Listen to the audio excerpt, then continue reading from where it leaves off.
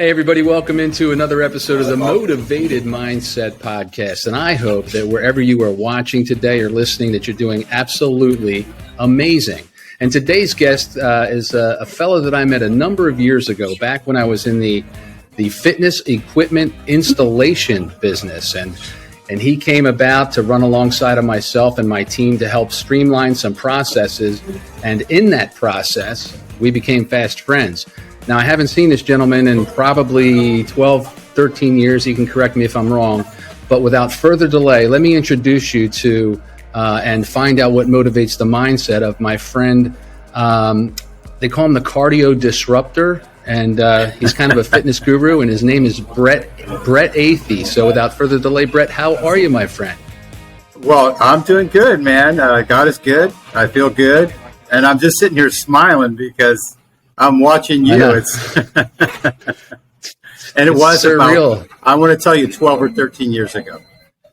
Yeah, it's a little surreal with technology now. It's so it's just it's amazing. I appreciate it. And speaking of technology, that's really what your game is all about. But we're going to learn about that. But tell the folks, if you would, what was the memory that you had that brought us together? How did you find your way from Huntington Beach, California to Southern New Jersey to help our little company become a more efficient business? What was your recollection of that?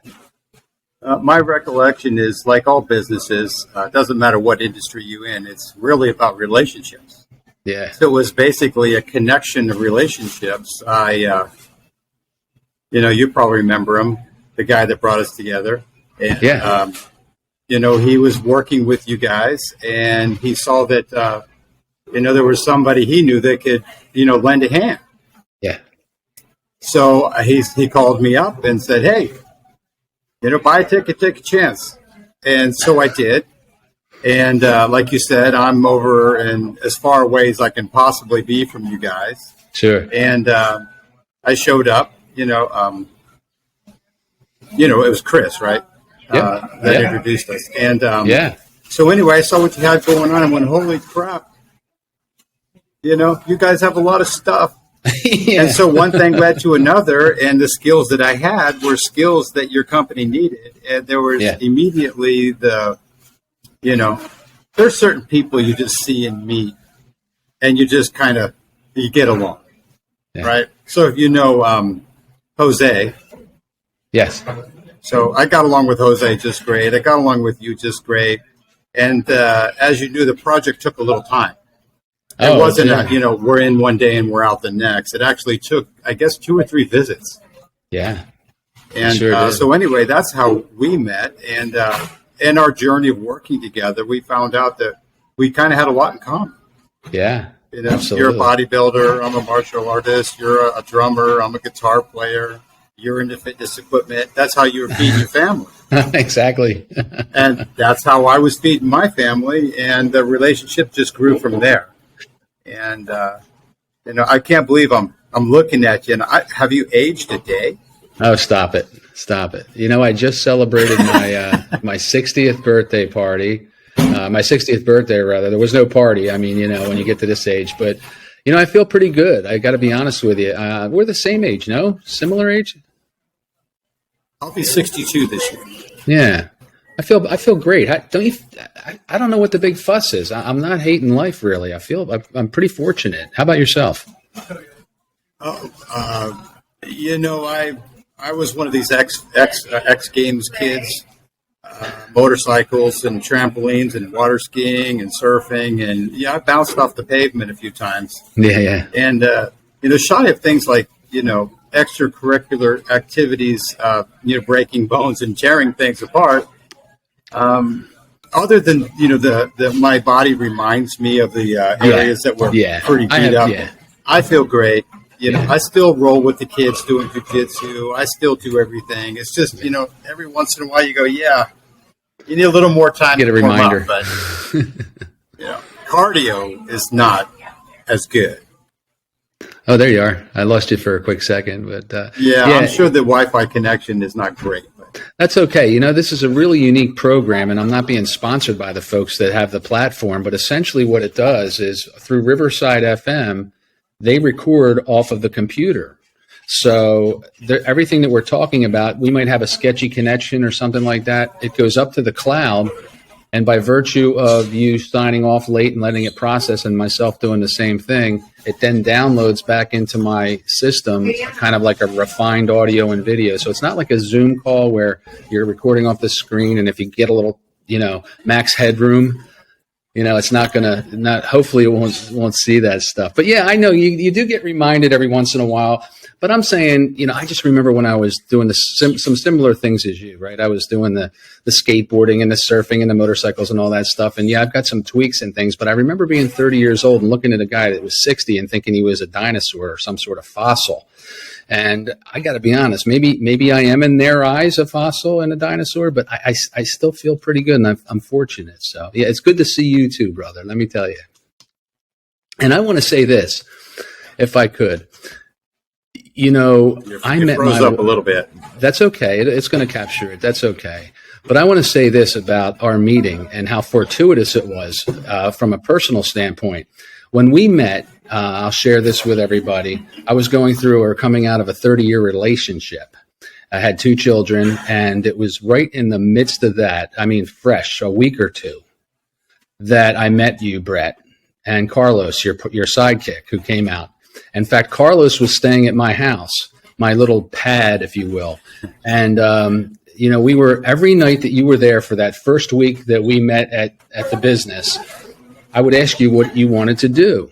And you would say, well, let's go get some Mexican, or let's go, let's get a steak, or let's do this or that. And by the time Friday night rolled around, I was really out of options. And you had said, I said to you and Carlos, what do you guys want to do Friday night? You're flying out tomorrow, I think, or something like that. And you said, I'd really like to get a steak, and I'd like to hear a rock and roll band. And I said to myself, how the hell am I going to pull that off? Serendipitously, my brother, who has a rock and roll band, was playing at a steakhouse in town. And he called me and said, hey, I'm playing. I'd like you to come out and see. And I said, boy, that's a timely scenario. And we did. And we got our steak and we saw our rock and roll band. And as fate would have it, as we were leaving out that night, I met the love of my life and subsequently got married to her within the same year. And you were greatly responsible for that. And I share that story with so many people because I thought, what are the odds, right? It's kismet. It's so cool.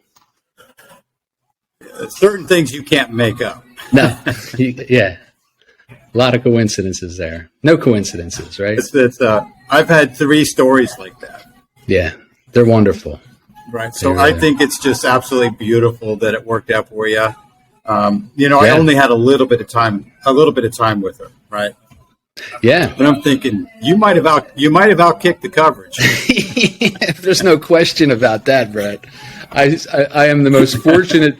Aside from you, I'm the most fortunate guy on the planet. I got to be honest, right? When somebody says, I'm the luckiest guy in the world, I say, take a number. I am. Yeah. So, wow. You're a fitness equipment guru. I mean, you've been involved in the game for a long time, whether it's new cardio equipment, gyms, wellness centers, strength equipment, all these types of things. You came to our company and you attempted and did to a great measure and had much success with really streamlining our processes, like I said, and it was wonderful. But I never knew what you did kind of in the background, and you always had this vision, from what I understand, and you kind of had this this goal in mind to create a treadmill. And I remember you would let me know from time to time that, Bobby, I'm getting close. Well, share a little bit about your vision and your mission and where it stands today. Well, the vision was, as you know, I had been involved with the, buying, selling, refurbishing, installing, reverse engineering everybody else's product. So I had a really good grasp on what they were doing. And I thought, I'm kind of tired of working on everybody else's stuff. I'd like to work on my own, and what would I make if I did? So I, being kind of a business guy, I went, well, what's the most popular piece of cardio there is? And as you know, the treadmill is still the number one most selling piece of cardio. So I thought, well, if I'm going to start, let's start with something I know I can probably sell a lot of, treadmills. Everybody knows how to walk. I thought, need to step up my game, though. Why would people want to buy from me? And I said, well, if I can make the world's first cordless treadmill that actually felt more like a real treadmill, power treadmill, that I'd be on something, I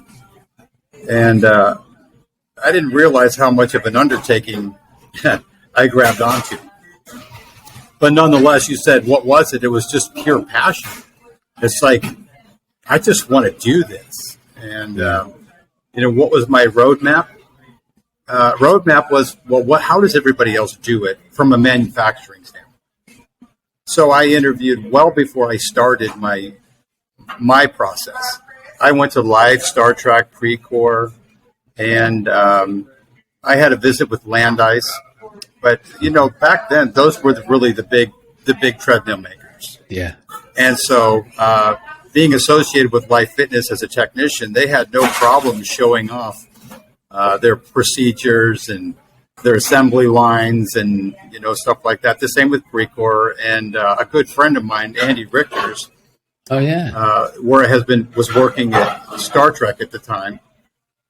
So he let me in to see how he did his stuff. And being around so long, I was around when his name was Mr. Sweeney, and Mr. Sweeney was the person who took the original life cycles from analog to digital.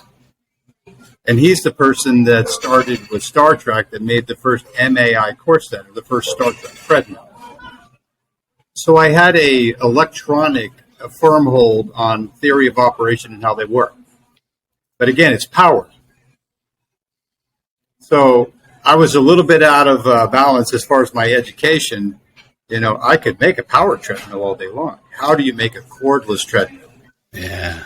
And so I came up with my foundational concept. I have to remove all friction anywhere I can, and I have to maximize leverage in flywheel weights and diameters.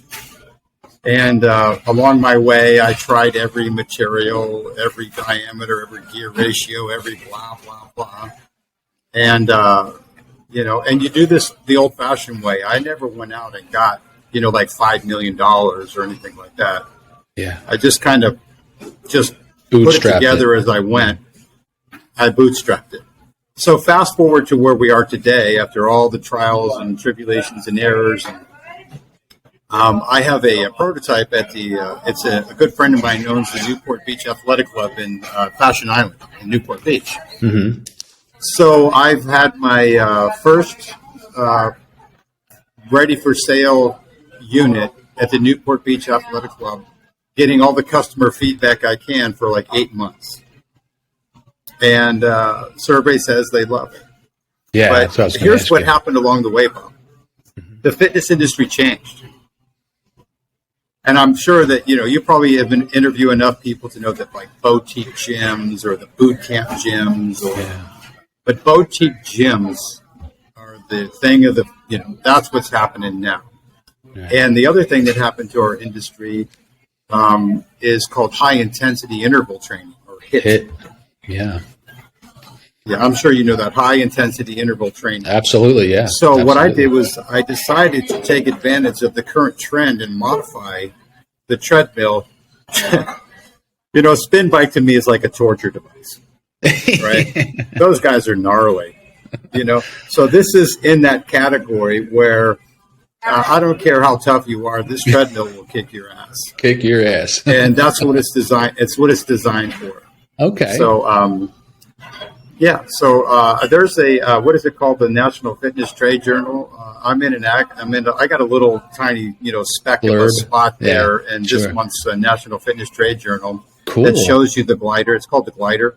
That's the name of it. And you can read about that. And By the way, if there's any way to leave the information, anybody, or you want more questions or pictures or whatever it is, I'll be more than happy to share everything we got. Absolutely. It's Corepact, right? Folks, we're talking with Brett Athey. Like I said, he's a good friend and a fitness guru of sorts, but we're talking about his innovative treadmill, and you can find it at Corepact. More information for that matter at Corepact. That's COREPACT.com. It's a cordless treadmill. You can look them up on Instagram at Cordless Treadmill. You'll be glad you did. Very innovative, and like he says. So, Brett, tell me, you're going through this process. I know how difficult and challenging obstacles can be. I think, and like yourself, I think if I have a goal and it's bright enough and big enough and clear enough in my mind's eye, and I've got that vision, there's nothing going to deter me. And I think the same. I can tell folks the same for you. I mean, when you came to those obstacles, like you're bootstrapping it financially, it's trial and error in terms of engineering, and you've got to be an engineer, basically. I mean, you're picking people's brains, you're going to the storehouse of your own knowledge base. The passion, you say, is what kept you going. Were there many times that you wanted to just say, screw this? Yeah. There were many times when I thought, it can't be done. Yeah, it can't be done. There's no way you can do it. By the way, it's completely self-sustaining. Right? You don't. What do you mean by that? Okay. Well, here's one for you. When your phone battery goes dead, right, your phone is useless. Yep. So in a cordless treadmill, if the battery goes dead, the treadmill's useless. Done. And this treadmill has adjustable incline. Yeah, it's really cool. So, how is it that you can maximize? Okay, Bobby's running on the treadmill, right? Let's just say Bobby's running on the treadmill. Okay, how much energy do you think you can produce if you're just walking or running on a treadmill? I couldn't tell you. Well, let's just say that it's X. Right. Okay, we can say that Bobby is charge rate. You're charging my treadmill with X. With X, okay. Right. But what is my discharge? What's draining? Okay, Bobby's charging the battery. Okay, what's killing the battery? Right. Well, you got your user interface, 10.1-inch touchscreen, and you have this lift motor. The lift motor is a big power suck. Yeah, right? It draws a lot of amperage, a lot of, So for every 1 second that the lift motor is in operation, at the same rate of drain, it takes 3 times charge. So if you just put the button and the incline went up for 3 seconds, right, it would take a minimum of 15 to 18 seconds to put the battery back at the state as it was before.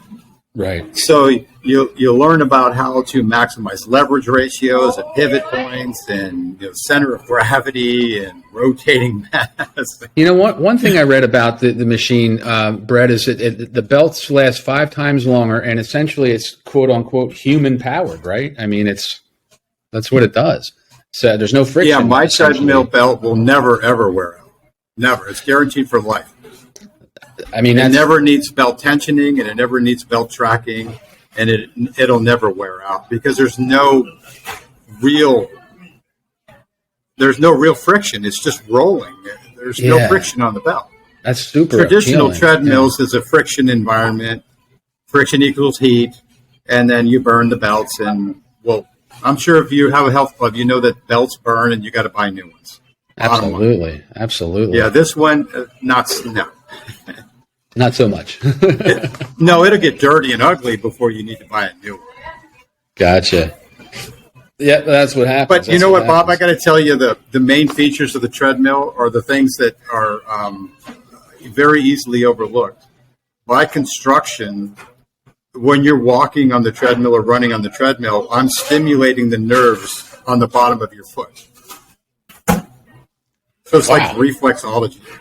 So one of the number one comments I get from the people who try the treadmill is they say, I love the way my feet feel when I get off of it. Get out of here. And I have testimonies and stories that people would say, you're lying, that's not true. But I'm not even going to bring them up, but I do know this. When you stimulate the nerves on the bottom of your feet, all right, every organ in your body is a beneficiary of that. Yeah. At the same time, because you're doing it under your own body weight. So you're actually putting weight and then getting a vibration, which stimulates, bone, nerve, vascular. So you're actually whole nervous improving circulation, your bone density. It's improving your joints. Sign me up.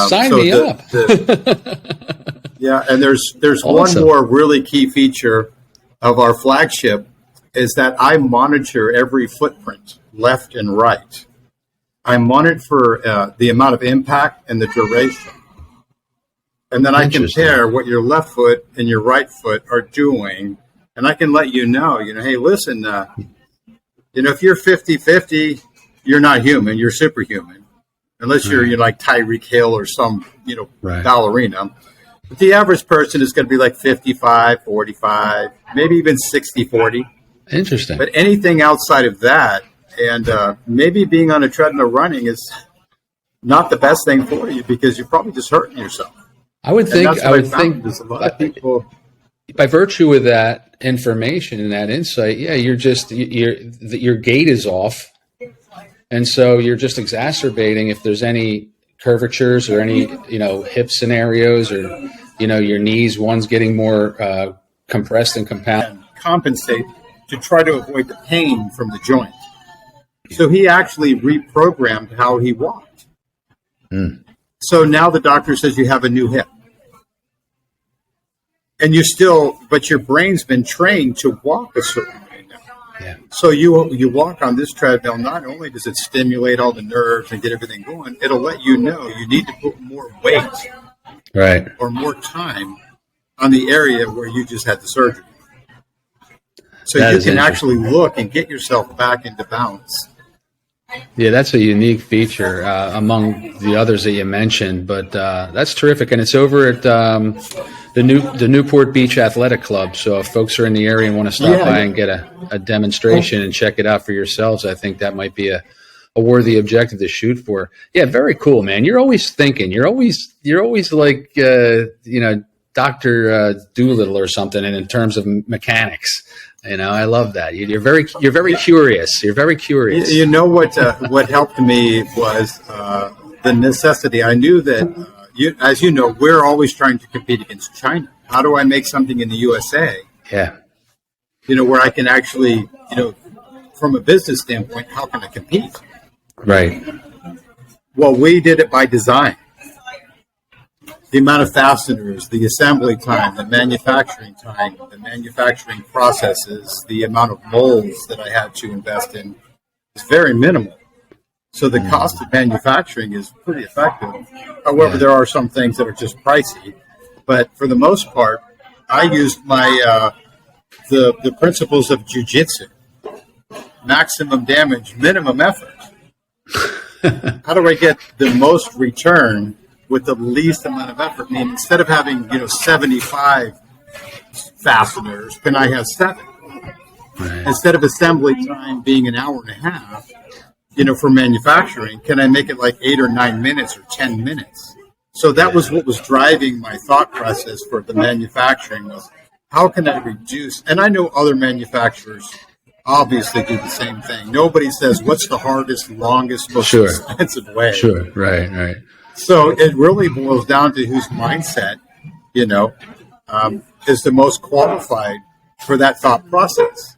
Well, I didn't know that all those years of training in jiu-jitsu that I would ever use it, not to like defend myself or show someone how to fall or roll. I never thought I would use it for a manufacturing process. Isn't that something? But I literally did. Yeah, that's so cool. Now, did you have when you started out, that is amazing, really. I mean, it just kind of cross-blended and complemented your effort in terms of the construction and the manufacturing of the treadmill. That's pretty cool.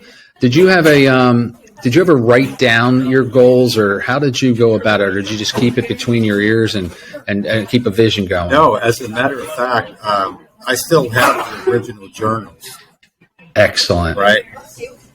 And I look back at them because it was about 12 years ago, and I was moving my operation, and I recently saw these books, and I went, I'm just going to have a book, I went, oh my God.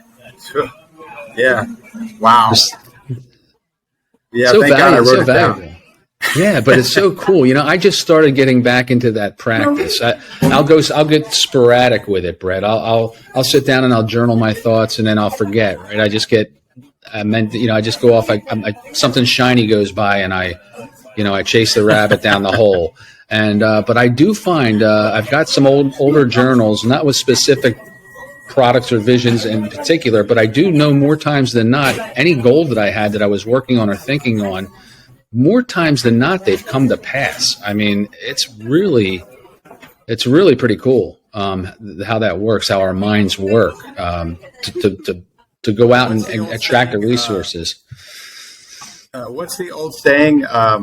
If you fail to plan, then you can plan to fail. Plan to fail, yeah. Right. Yeah. Another silly one is I've got an arrow. Where's my bullseye? Right? What are you shooting at? Where is it? I mean, what would where's your bullseye? And you know how it is. I had to have 12 years worth of arrows. Well, it's funny. Hit that bullseye. Well, here's the thing. I just did a video where I was mentioning the importance of feedback. I think a lot of our success is based on feedback if we're aware and we pay attention. And I said, a great way to get feedback, and it correlates right with what you said with the arrow and the bullseye. I said, let's let a dartboard be our feedback. For instance, there's a bullseye in the middle. You have to take the first step, no more, no less, by throwing the dart. And the next step will be revealed by you missed the bullseye high left or low right. And that's your feedback. And eventually, over time, you're going to hit the bullseye. So, yeah, I mean, to have that goal in mind, you were getting feedback. You were getting reactions. You were saying, oh, shit, that's not the way to go, and you thought it was. And I just am impressed with anybody like yourself that has the persistence and the fortitude and the stubborn-ass blinders on mentality. Failure's not an option. No, it's not. And you could ask me, what was the single biggest challenge? What was the one hurdle that was the most significant? What was that? And I'll ask the question for you. When you're running on a regular treadmill, any treadmill, just pick any treadmill out there. What does it feel like under your foot? How soft and cushiony is that deck? Right? So, Life Fitness has their Flex Deck. And the new Star Trek has their honeycomb thing. And the variations of what we call impact absorption. But what it's really doing is it's absorbing energy. And I said to myself, well, wait a minute, I need that energy to go to my battery. I can't have it being sucked out, into my, because it's, there's all my energy being absorbed in this bumper. Well, I can't have that. That's the first thing. The second thing is, how do I set up this energy absorption so it feels good for anybody? For example, my cute little Japanese wife probably doesn't weigh 120 pounds. Wow. If I make it feel good for her, right? And some 240-pound guy gets on, and he's going, that's too soft. Oh, okay, let's set it up for the 240-pound guy. Then my wife gets on it and goes, I feel like I'm running on concrete. Exactly. Yeah. Solve that problem. Well, there's your bullseye. Yeah, there's the bullseye. Yeah. I'll tell you, I would have left at the first turn on that one, because that's a challenging, that's a juggernaut of a hill to climb right there. I mean, that's what is, you have to be, I mean, so many principles and things have to come into mind. The patience, I guess, is what I'm, the sheer persistence and that patience. So how did you come up with it? You came up with the answer. Yeah. The solution. It's called VIAS, VIAS. It's called a variable impact absorption energy. It's a variable impact absorption system. And basically, Bob, there are certain times when you, what do they say? The answer to a question you never asked is always no, right? Right. Yeah, but who are you asking the question to? So in this particular situation, I went to people that were just absolute geniuses in that area. And I told them a story, and we started to think together.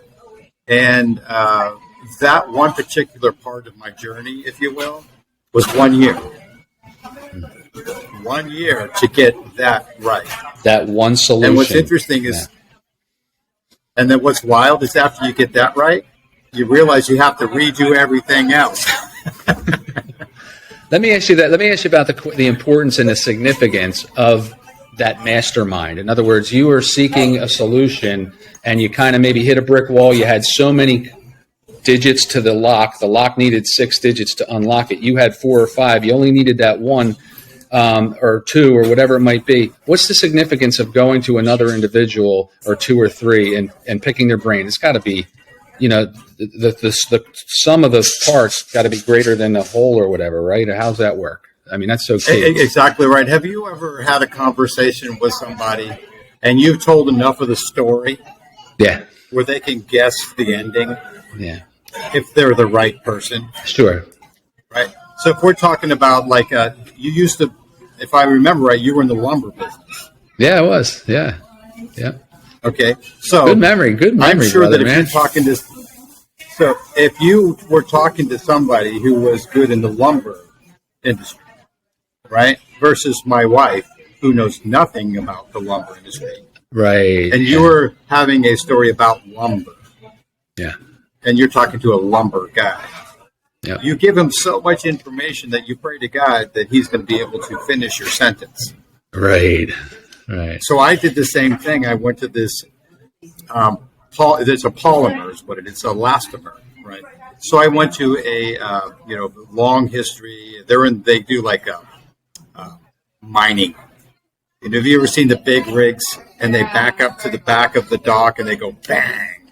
Mm-hmm. Those big bumpers on the back of the big rigs. They're all layered. And yeah.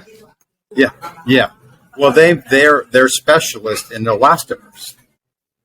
So I told them a story. I gave them all the dynamics. I told this really big story, but I prefaced it, right?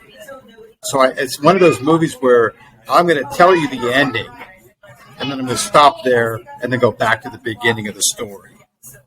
And I told the whole story, and they went, based on the fact that you told me what you wanted in the beginning. You told me what you wanted. You didn't know what it was you wanted. You told me what you wanted. You didn't know what it was. I want this. I don't even know if you could do it. I don't know if you could make it. I don't know if it exists, but I want this. And then I told him the whole story. So based on all the information that I was able to give him, he was able to finish my story and say, oh, okay, start off with this. So I started off with it. I'm going, oh, it lacks in this area. Oh, okay. What is it that it lacks?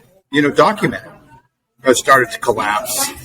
Oh, we didn't do this. Okay, they changed the formula, give you another one. And then you do that 6 or 8 times.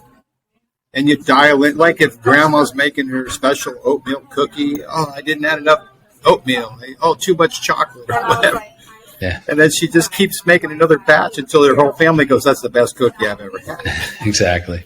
That's the best impact absorption I've ever seen. That is so cool. And I tell you, you have to be passionate. Like you said at the outset, you have to have fun. You're enjoying yourself.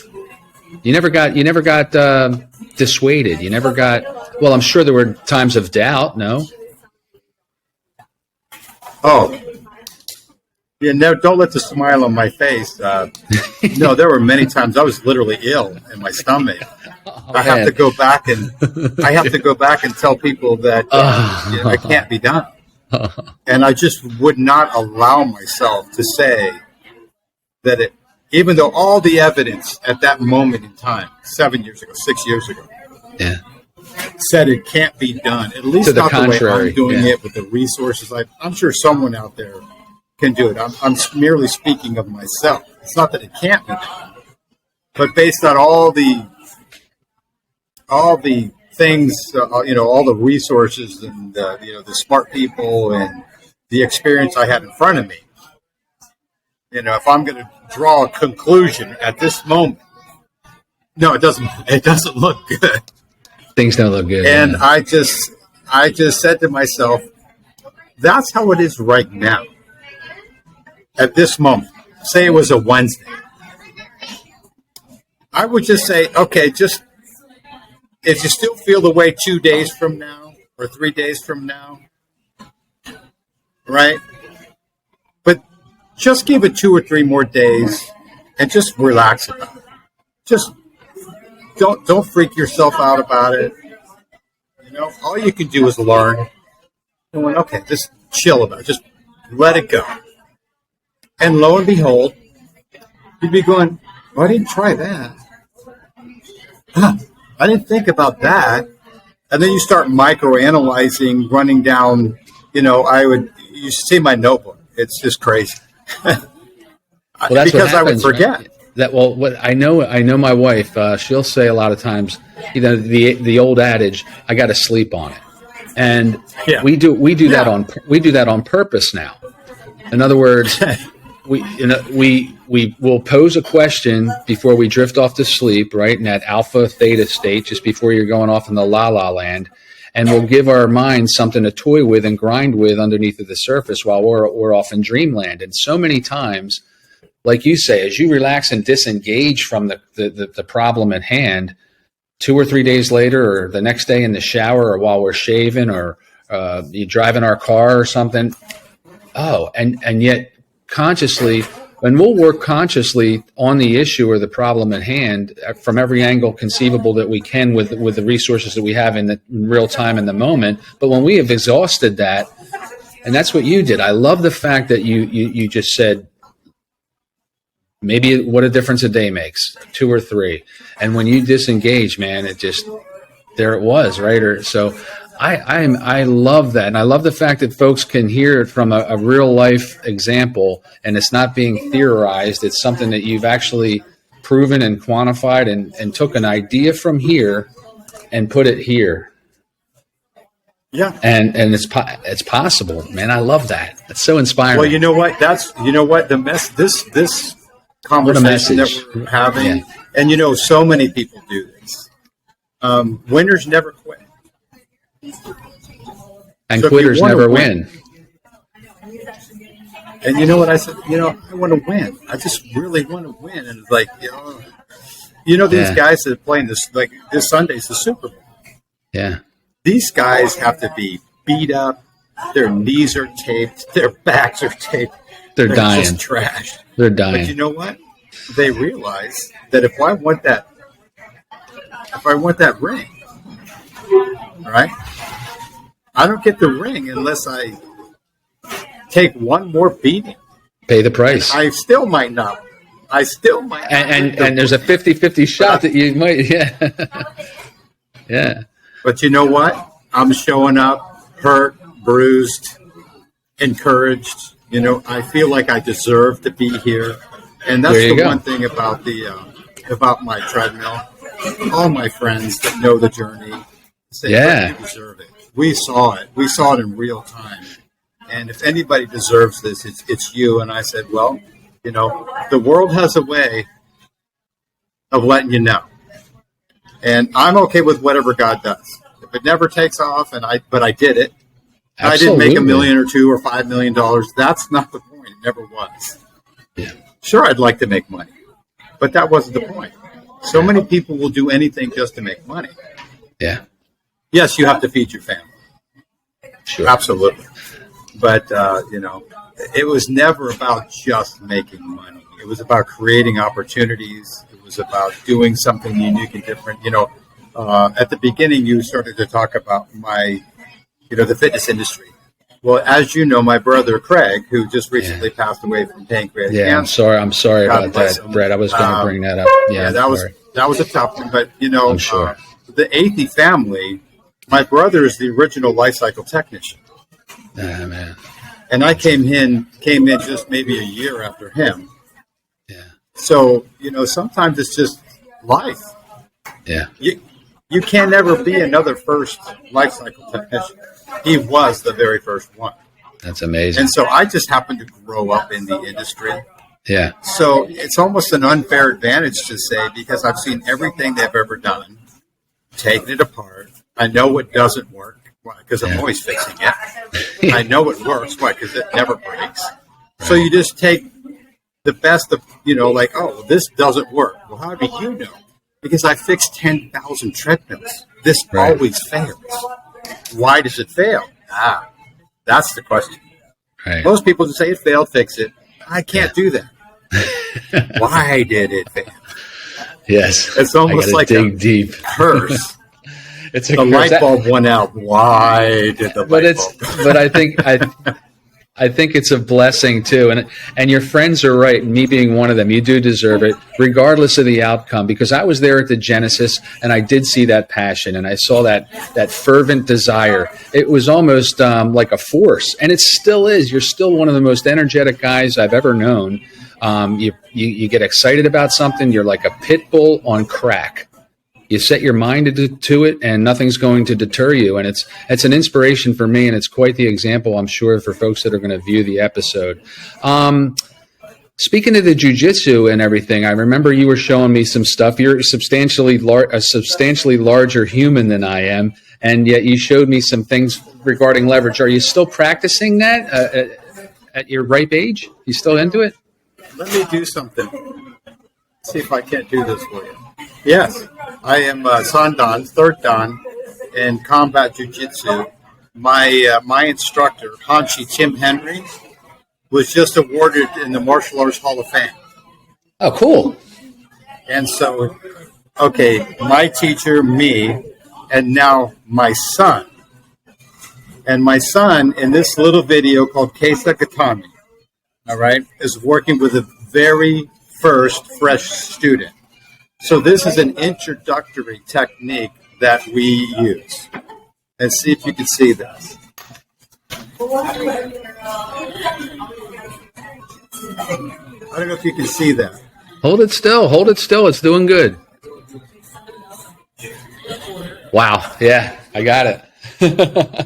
So it's interesting that, and we can, we don't have to spend a lot of time with this. We could actually do another one if you wanted. But the interesting thing that I've learned after 62 years and 42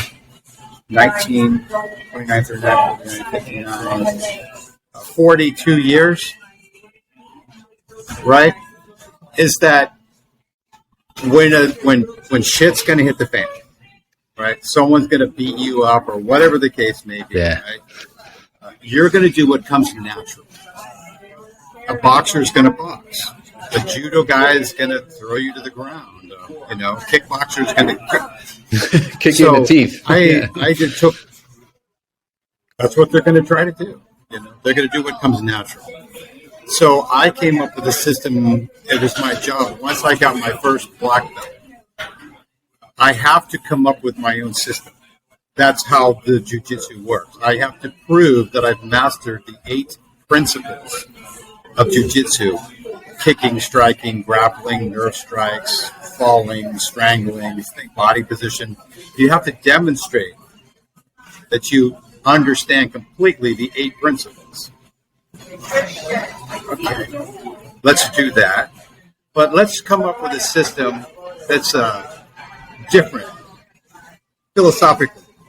It's called ERAM.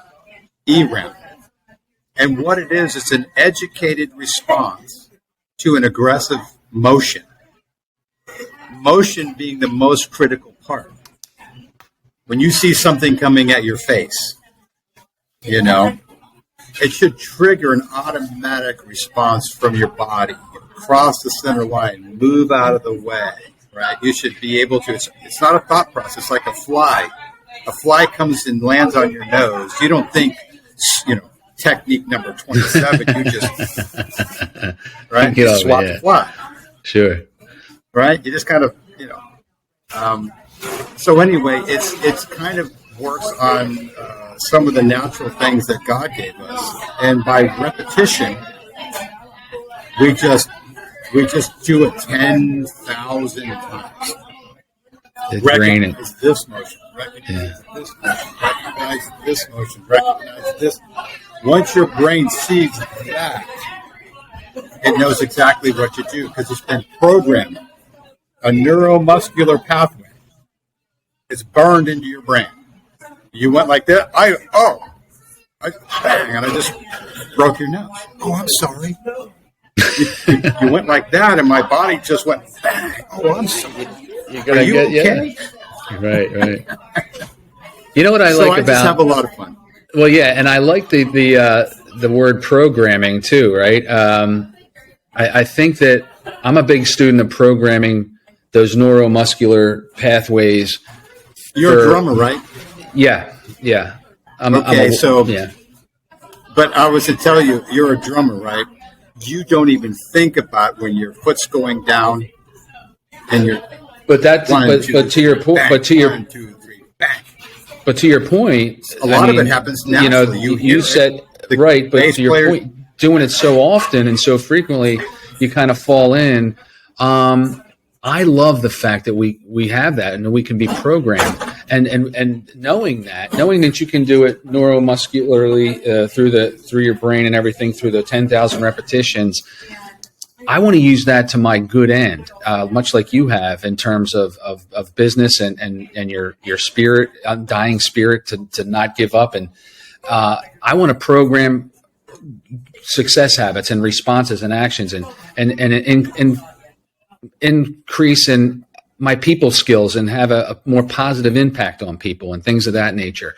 And I know that that's possible through, practice and repetition. And I see so many folks. It's funny. We watch television, Brett. We watch the TV. We watch the social medias and all this kind of stuff.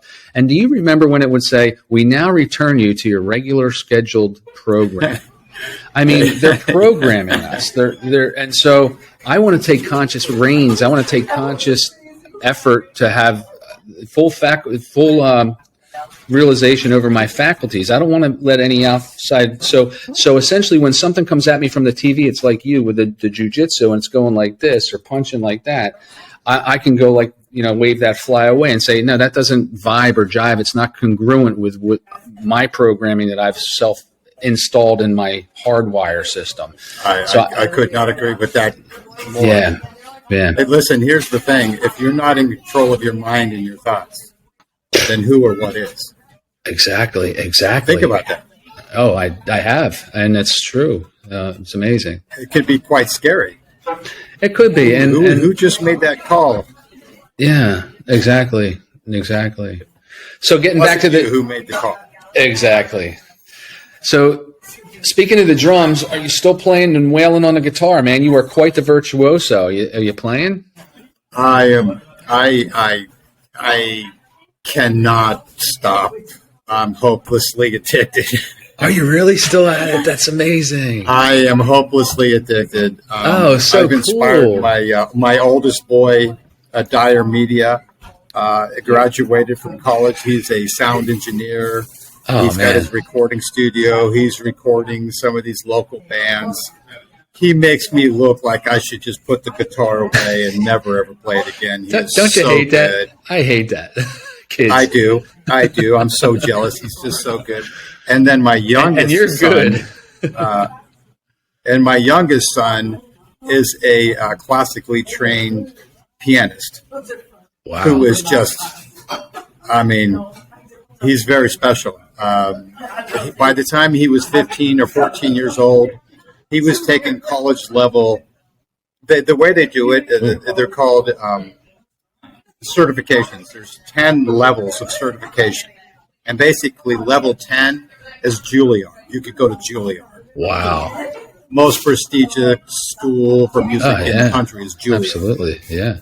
At 14 years old, he passed his level 8. Which I can't even prodigy. Comprehend. He's a prodigy. Yeah. Well, you know what? You know what, Bob? It goes back to what we said earlier.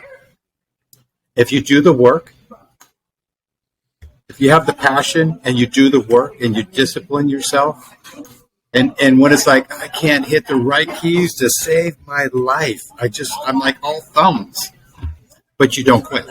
No, and the time is going to pass anyway. So those incremental improvements will add up like compound interest over time. And before you know it, you look up and you're a level 8 at 14. Hey, listen, at the end of the day, I hate that saying, at the end of the day, but at the end of the day, the fruit didn't fall, the apples didn't fall far from the tree. You got to be mighty proud, you and your bride. That's amazing. Oh, it's just hearing him play is just, as a parent. We were at his. They're always in a church, right? So here he is. He's playing in front of about, I don't know. It's not him. It's the whole, the whole group, orchestra or whatever. And he's near the end, right? Because you got Hot Cross Buns and Twinkle Twinkle Little Star, and then you get up to the top where they're playing music that is just like how can they play that, right? And so my son always chooses what he wants to play because he has an emotional connection to it. So I'm sitting in the audience, I'm filming, right? And I'm sitting up over somewhere off, and I was just looking because it was so quiet.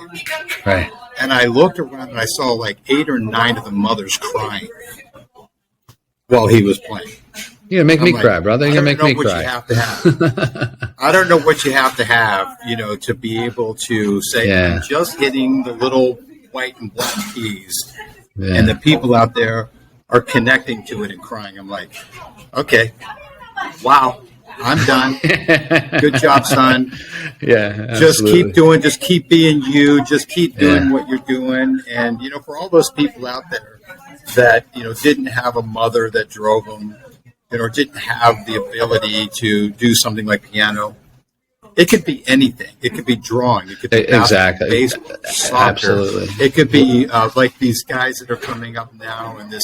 It's called hip hop or rap. And some of them I don't like because it's a little bit more on the dark side. But some of them are actually, these guys are really good poets.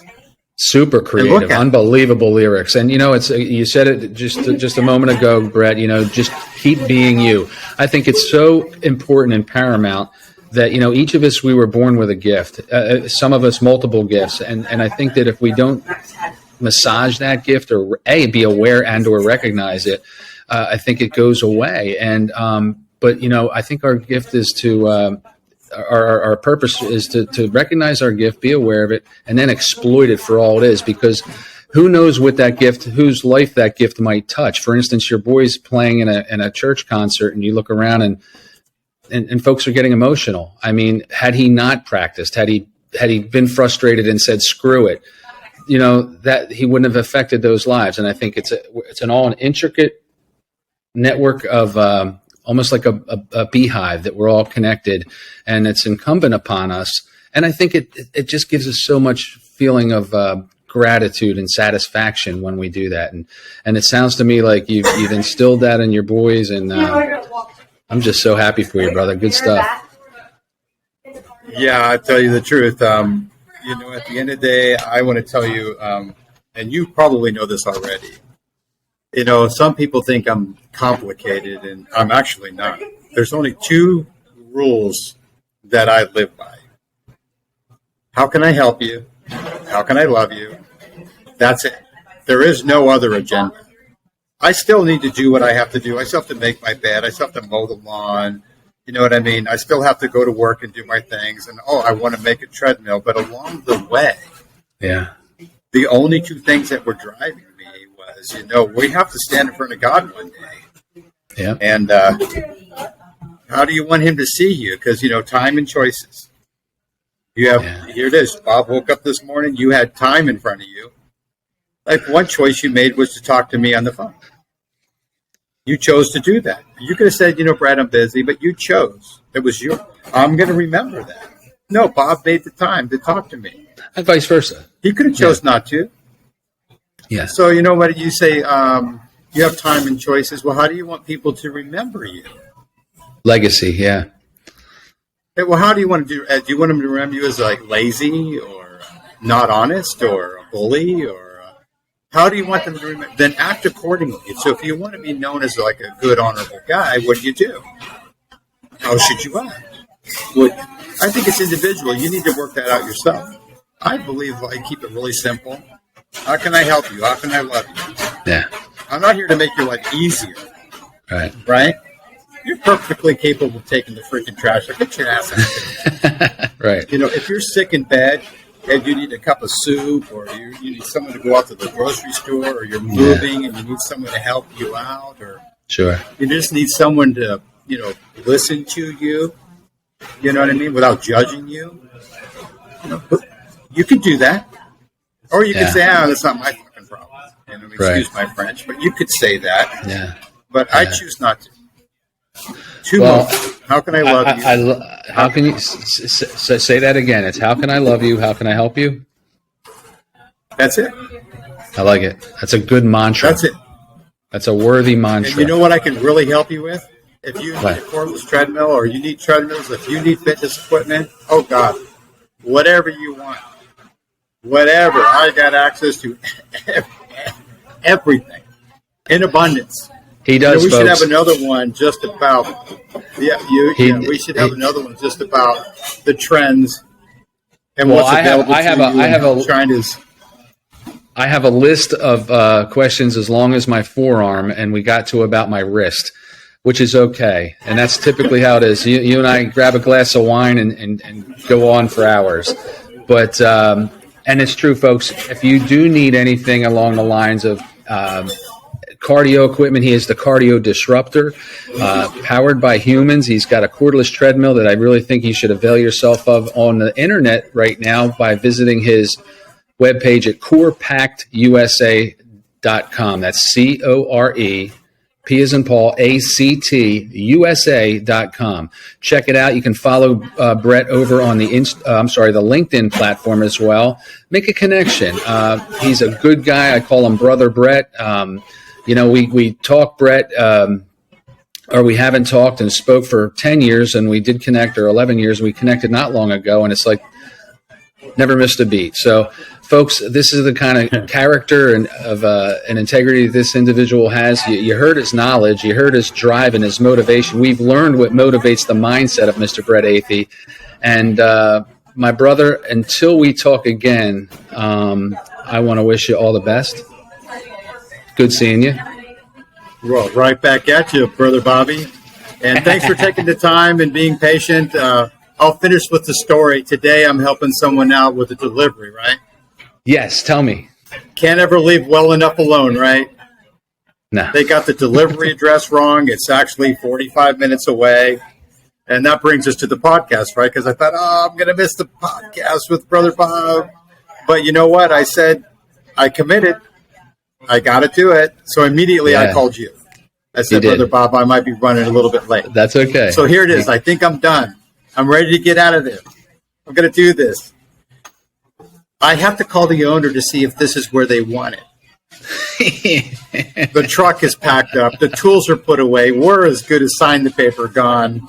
Another 25 minutes because the owner who's not there is doing everything by the telephone. Unbelievable. It's just like, okay, all right, Lord, if this is what it is, this is what it is. And so, thanks for being patient with me, Bob, and letting me take another, 30 or 40 minutes to get to my local Starbucks here. Right. So not the best environment. No, it's perfect. But it did fun. So. It's perfect. Folks thanks got for taking an the time. Thank you, folks. You've been listening to Brett Athey, CEO of Corepact USA and a good friend of mine. And we got to learn a little bit of something about what goes on behind his eyeballs and between his ear holes. It's been a pleasure finding out what motivates his mindset. So you can connect with him on LinkedIn, like I said, Corepact USA. Go check him out. Visit the cordlesstreadmill.com, and you'll be glad you did. Check out his offerings. And for Brett Athey, this has been your host, Bobby Stein, saying thanks for watching. Thanks for listening. Until next time, friends, please take good care. Love and respect, brother. We're good, my brother. Have a great day.